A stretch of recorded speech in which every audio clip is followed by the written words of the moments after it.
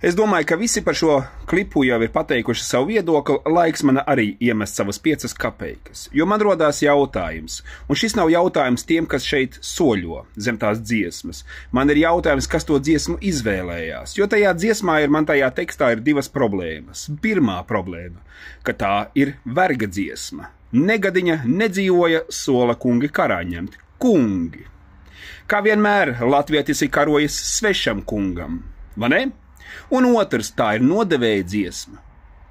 Vēl dažai māmiņai augdeviņi bāleliņi, vai ne? Ņemiet tos karā, neņemiet mani karā. Tad tik tiešām jautājums, vai tad tik tiešām Latvijas spēka struktūrām nebija kādas labākas dziesmas izvēle? Un tā maršēšana zem tās dziesmas, tāda tīri nosacīta. Varbūt izbeigsim vienreiz šo te cietēju un ņaudētāju un vergu dvēseli, jo visās dziesmās palīdzi Dievs, mūsu latviešu tautai. Pat Dievs negrib palīdzēt. Lai jauka jums šī diena!